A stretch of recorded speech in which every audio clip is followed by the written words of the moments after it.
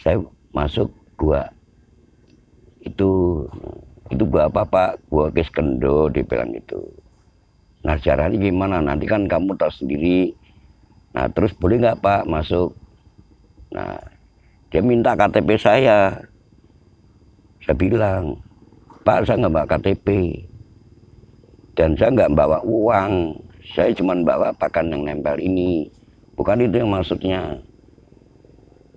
Dengan kamu misalnya KTP kamu ada, itu mau ditulis identitas kita.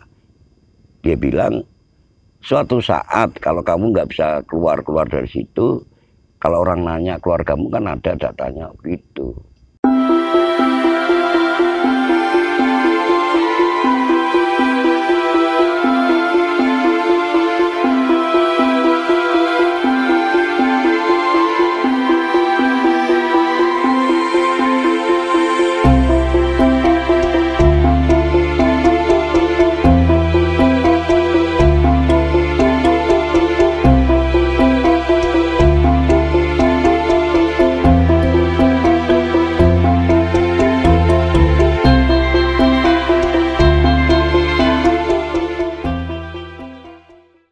Jadi saya tanyakan tadi, mandi Sungai Tujuh itu dengan diri saya sendiri mengatakan bahwa itu adalah ngambil kekuatan dari bawah. Kalau mandi Sungai Tujuh. Itu godaannya besar sekali itu. Yang pernah saya alami nih ya, waktu mandi Sumur Tujuh. Tidak semua kali ya, tapi yang paling ngeri itu sungai Kuning. Itu apa? Pada saat kita berendam, itu kayak naga. Nah, kalau naga itu kelihatan begitu, kita suruh nyelam. Kalau nggak sambar dia. Itu yang saya alami. Terus ada namanya, tahu tuh kayak pocong tuh gede sekali dari atas. Wah, kekali itu suaranya kencang sekali gitu. Padahal nggak ada apa-apa. Nah, itu godaannya saya lihat seperti itu. Nah, jadi mandi Sungai Tujuh adalah mengambil kekuatan dari bawah. Terus saya nggak lama diarahkan mandi 7 sumur. Mandi 7 sumur gimana caranya? Nah, saya nanya. Nah saya tanya bagaimana kok bisa suruh seperti ini, apa maksudnya? Yang penting saya jalani dulu. Nah mandi sumur itu waktu saya sendiri, limbah sendiri. Terus apa namanya, setiap sumur kita guyur 3 kali dari atas. Harus sampai beres penuh. Nanti pindah sumur lagi, pindah sumur lagi, pindah sumur lagi. Nah saya tanya apa itu? Rupanya ngambil kekuatan sifatnya dari atas, ya. Oh, setelah kita dari perjalanan dari mulai Parangkusumo yang saya pernah belum tahu awalnya sampai ke Malanlepe, daerah perbatasan Wonogiri Pacitan kalau salah itu, saya dibawa pulang setelah mandi 7 sungai, 7 sumur. Nah setelah itu apa? Saya dibawa ke arah barat, sebuah jalan. Dengan pakan yang sama, saya pakan Ilman itu adanya. Saya ke arah timur, lewat rel. Kalau jalani. Yang paling ngeri itu ya apa, jalan di atas Sungai Progo karena panjang lebar itu. Karena di atas rel itu cuma 2 papan. Saya nggak punya pikiran macam-macam lah dulu ya. Ini bisa jalani. Sampai daerah Sentolo, stasiun Sentolo, saya dibawa ke utara. Oh, lewat perbukitan.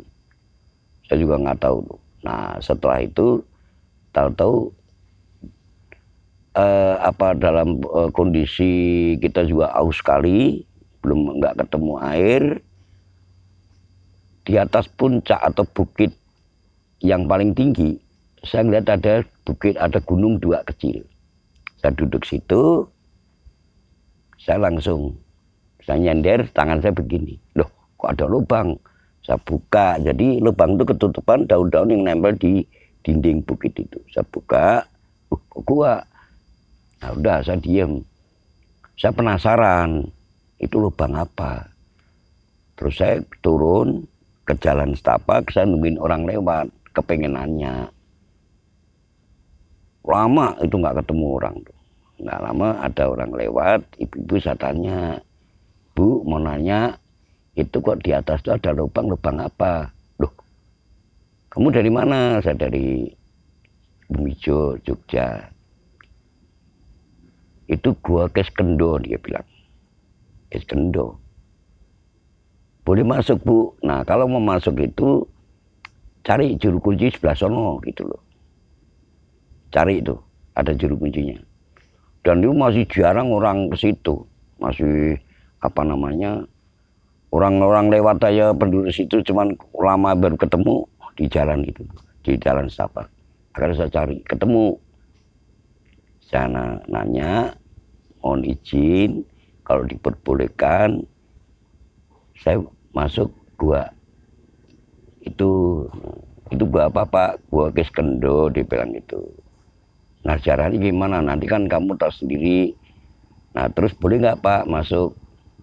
Nah dia minta KTP saya. Saya bilang, Pak saya nggak bawa KTP.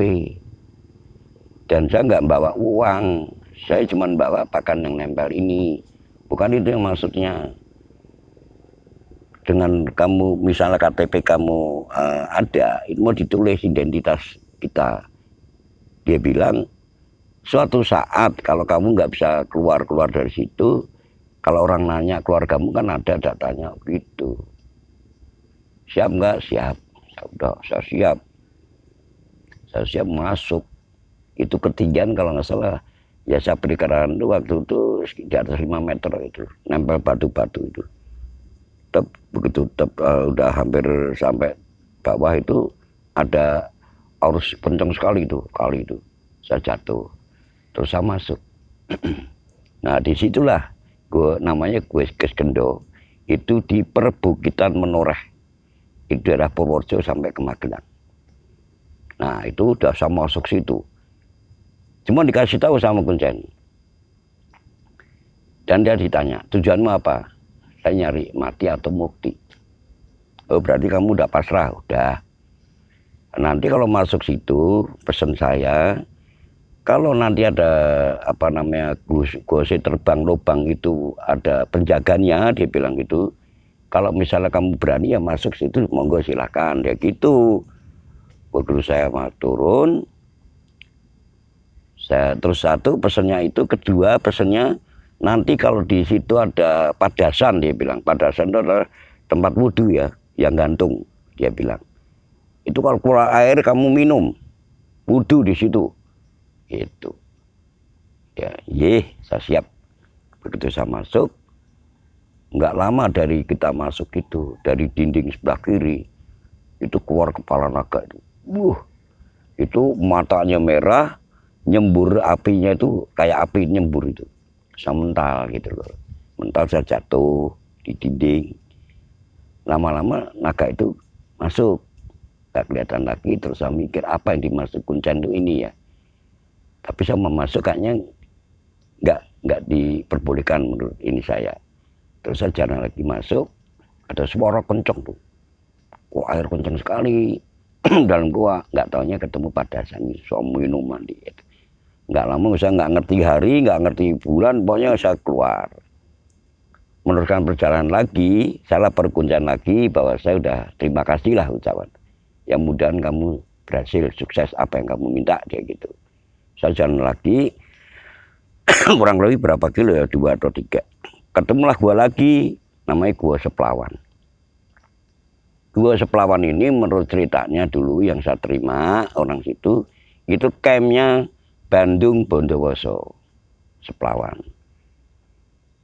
Itu tidak jauh dari Kiskendo di perbukitan Menoreh.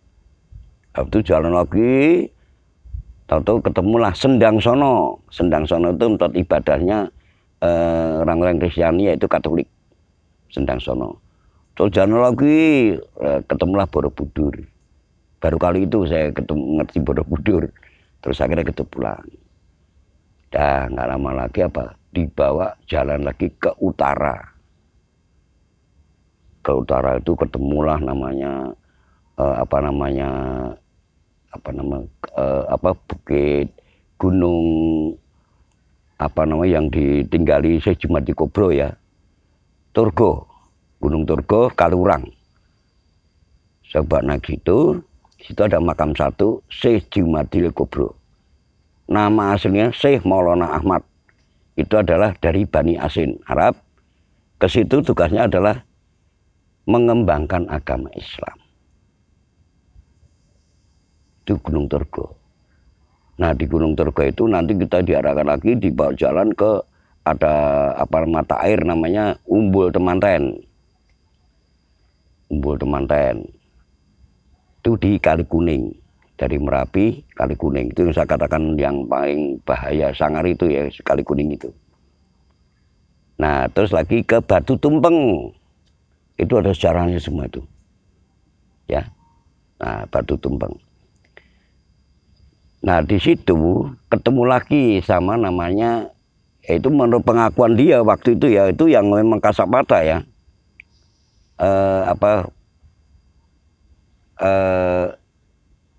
Joyoprono, yang Joyoprono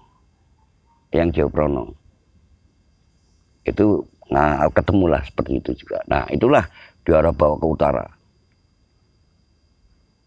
Nah di utara ini kita sampai kembali ke Jogja lagi. Setelah itu ke apa namanya, nggak lama saya di pantai lagi. Itu biasa ke pantai, akhirnya kita tiap hari itu ya pokoknya breaknya pantai ke tempat-tempat yang pernah kita jalani tadi, sesuai dengan ngikutin langkah kaki dan hati. Masa bertanya, kenapa waktu itu saya setiap melangkah kemanapun saya menanyakan hati saya, ternyata setiap manusia, setiap orang itu punya guru sejati yang nggak bisa dibohongi.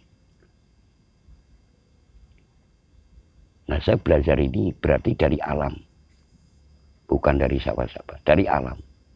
Kenapa setiap saya mau ke sana kok ini gimana? Ternyata dijelaskan bahwa itulah guru sejatimu. Nah bagaimana untuk menemukan guru sejati? Ada caranya, saya dikasih pelajaran. Jadi saya, sahabat kita ya, termasuk saya misal dengan sahabat kita, saya itu hanya pembimbing kok, bukan guru loh ya. Gurunya masing-masing ada di dalam sendiri. Tinggal mau nggak mencari, mau nggak mempelajari. Maskar siap pembimbing itu. Jadi ada apa diskusi sendiri. Tapi kita butuh teman untuk tukar pikir ya. Itu yang saya mauin. Jadi intinya adalah setelah kita perjalanan cukup jauh, apalagi semenjak JSG ya, akhirnya dituntut saya harus tidak hanya kepengen Panembahan Senopati aja, telusurin sampai pangkalnya. Ternyata udah kita telusurin, namanya Rohim Mataram. Yaitu dari Joko Tarub, Bondan Kejawan, anaknya Brawijaya V, Getas Pendowo, Eyang Sogom, Ki Ageng Selo, ya, Ki Ageng Genis, Ki Ageng Pemanan, Eyang Panembahan Senopati.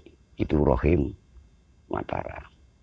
Karena tahunya dulu saya itu hanya pantai, yang Panembahan. Sampai saya ditanya, tahunya cuma pantai sama Panembahan. Telusurin dong. Nah, akhirnya tak telusuri, betul. Nah, jadi kita semua itu sudah jelas sejarah kita, asal-usul kita itu adalah seperti itu. Nah, setelah kita berjalan seperti itu, apa yang saya dapetin? Saya nggak minta apa, saya dapetin apa? Satu, pelajaran masalah bela diri. Gerakan-gerakan. Jadi setiap tempat kadang saya dapat nih, muncullah orang melakukan suatu gerakan. Ini loh, langkah ini tolong kembangkan. Langkah ini kalau kembangkan nanti kegunaannya ini. Termasuk belajar konsentrasi untuk menemukan jati diri, untuk menemukan guru sejati. Itu saya dapat dari alam. Setelah sekian lama, kira-kira tahun 70-71, kenalah dengan seseorang. Yaitu namanya Mas Budi Santoso.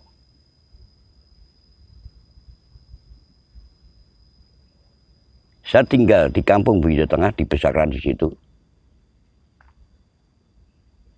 Ada orang baru tinggal di Bumi Jolor. Saya Bumi Tengah, ini tinggal di Bumi Jolor. Bumi Tengah sama Bumi Jawa Utara. Kenalah dengan Mas Budi, orang baru. Karena apa? Mas Budi Santoso ini punya istri namanya Mbak Yanti, terus tinggal di Bumi Jolor. Nah, akhirnya kita kenal. Rupanya yang sering main di situ itu adalah beberapa anak, yaitu antara lain Mul Pele, Mulyanto Pele, Mulyanto JM, Wacono, Ginanto, Marsono, terus ada lagi ya yang setahu saya 5 itu dah yang paling sering main di dalam, ibaratnya siang malam di situ.